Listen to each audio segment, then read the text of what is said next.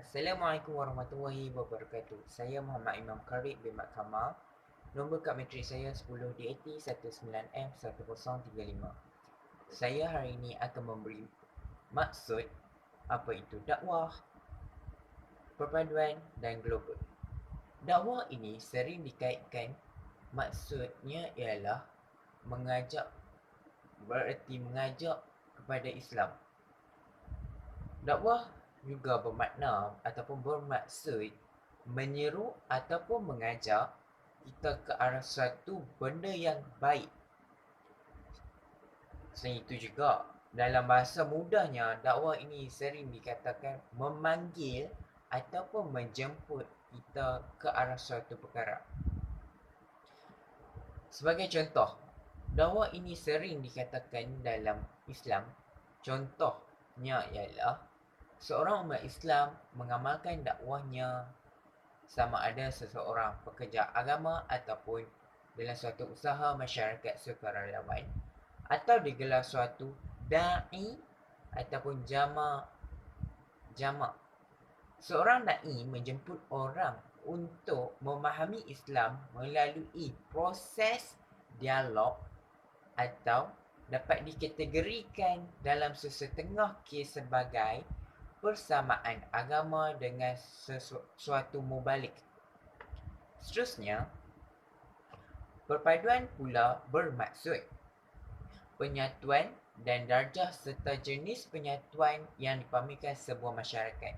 Sebagai contoh, di Malaysia, kita terdapat 3 kaum. Pertama, kaum Melayu. Kedua, kaum Cina. Ketiga, kaum India. Sebagai agama Islam, kita diwajibkan bersama kaum, mengeratkan suatu rahim bersama kaum. Islam ini menunjukkan sebuah agama yang indah, kebaik dan harmoni.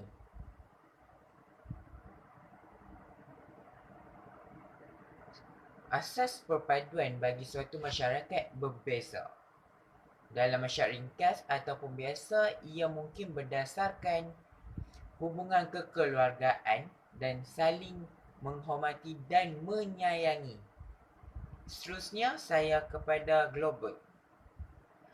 Global ialah meliputi ataupun mempengaruhi atau mengenai seluruh dunia. Kedua, merangkumi seluruh kumpulan perkara. Menyeluruh perkara itu hendaklah dilihat dari sudut pandangan yang positif. Mengglobalkan menjadikan sifat kita global, kita yang perlu menentukan apa yang kita hendak, sama ada baik ataupun buruk. Agama Islam menyuruh umatnya untuk menuntut segala perkara-perkara ataupun membuat perkara-perkara yang baik dan tinggalkan segala perkara-perkara yang tidak baik. Assalamualaikum dan Terima selamat kasih. pagi. Nama saya dari Rizwan bin Raji Badi, nombor kad matrik 10DAT19F1002. Berbalik kepada tajuk kita tadi, iaitu isu dakwah dan perkauman dalam isu global. Kita dapat kaitkan dengan dakwah Rasulullah SAW pada zaman Nabi dulu, mana Nabi melakukan dakwah secara tertutup pada mulanya, kemudian secara terbuka. Selain itu juga, kita juga dapat melihat Khulafa' Ar-Rasyidin yang berjaya meluaskan lagi agama Islam dalam pemerintahan mereka. Seperti yang kita tahu, Nabi Muhammad SAW telah berjaya menyampaikan dakwah di Mekah selama 13 tahun dan di Madinah selama 10 tahun. Setelah kewafatan baginda, diikuti dengan Khulafa' Ar-Rasyidin yang telah berjaya meluaskan dakwah sehingga ke kawasan Iran, sehingga di kawasan-kawasan yang luas. Juga kita dapat lihat persamaannya dengan pada masa sekarang. Pada masa sekarang, dilihat terdapat beberapa orang pendakwah yang berjaya berdakwah di luar kawasan mereka. Contohnya Dr. Zakir Naik, Dr. Ustaz Abdul Somad. Dapat lihat pada beberapa ketika yang dulu, Ustaz Abdul Somad telah datang ke Terengganu untuk menyampaikan dakwahnya. Dia merupakan seorang pendakwah daripada Indonesia, serta Zakir Naik dan juga turut telah berdakwah di India dan juga telah berada di beberapa buah negara yang lain untuk dakwah. Selain itu, dakwah juga dakwah juga bukan sebahagian daripada, namun ceramah bukanlah satu-satunya cara untuk kita berdakwah. Pada zaman kini kita telah melihat terdapat banyak cara ataupun media yang diberikan untuk dakwah. Antaranya ialah seperti nyanyian-nyanyian nasyid. Contohnya Mahir, contoh yang kita dapat lihat Mahir Zain telah mencipta lagu unsur-unsur Islam, menceritakan tentang kebaikan Islam dan disebarkan ke seluruh dunia. Juga kita dapat lihat seperti penceramah-penceramah, bukan penceramah, tapi seperti seorang yang suka memberikan motivasi. Antaranya Campings, Caprice dan Haris Anwar. Situ kita lihat kadang-kadang mereka akan membicarakan topik hangat tentang Islam di bumi di tahun ini. Juga kita dapat lihat setengah umat Islam yang suka untuk melakukan perkara seperti memberikan seperti bantuan di Palestin untuk menunjukkan bahawa Islam ni adalah agama yang prihatin, dan juga ini akan memberikan satu pandangan yang baik kepada agama lain, kepada orang yang bukan beragama Islam, dan memberikan mereka masuk ke Islam. Seterusnya, isi ketiga yang dapat saya huraikan daripada kelebihan atau kebaikan dakwah secara alamaya maupun dakwah keluar kawasan ialah dapat mengurangkan gejala sosial yang berlaku kepada anak-anak muda pada zaman teknologi ini. Hal ini kerana terdapat banyak cabaran dan dugaan yang menimpa masyarakat luar dan anak-anak muda pada masa kini. Contohnya seperti TikTok yang melekakan golongan muda, terutamanya wanita, untuk berjoget dan tidak menutup aurat dengan sempurna. Dengan adanya pendakwah-pendakwah dari luar kawasan ini, mereka dapat menegur dan menambahkan ilmu agama ke dalam diri masyarakat dengan lebih mudah dan berkesan.